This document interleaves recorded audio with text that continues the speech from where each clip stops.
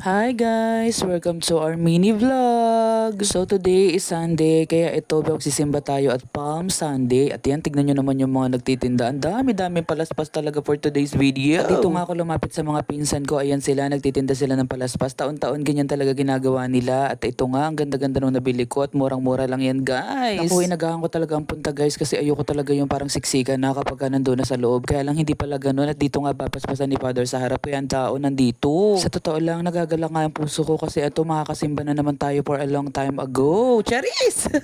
Medyo matagal-tagal na nga guys bago ulit ako nakapagsimba kasi alam niyo naman may dalawa akong toddler at napakakulit nito sa simbahan. Hindi ko talaga sila pwedeng isama guys. Sigurado na ako ang boses ko lang talaga ang mamumutawi kaya talaga ako hindi na kami nagsisimba kapag isasama lang yung mga bata.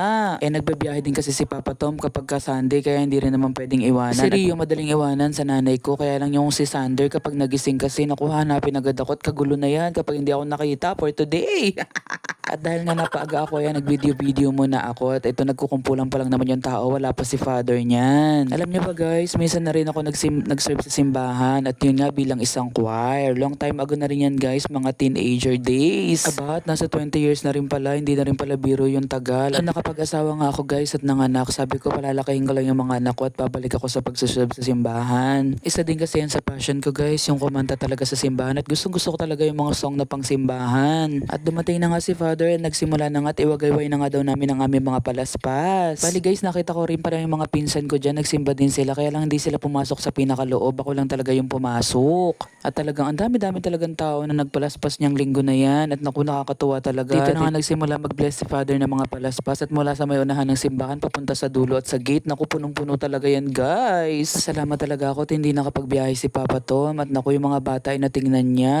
Tinanong ko nga siya kung magbibiyahe siya at sabi ko pag hindi magsisimba ako sa umaga at Palm Sunday nga at baka naman kahit papaano yung makapagsimba at makapagdasal. At yun, pinayagan nga ako ni Papa Tom kaya dali-dali ako naligo. Dapat nga isasama ko si Rio kaya lang ayaw maligo. Isay ko hindi ko siya isasama pag hindi siya maliligo. For the go!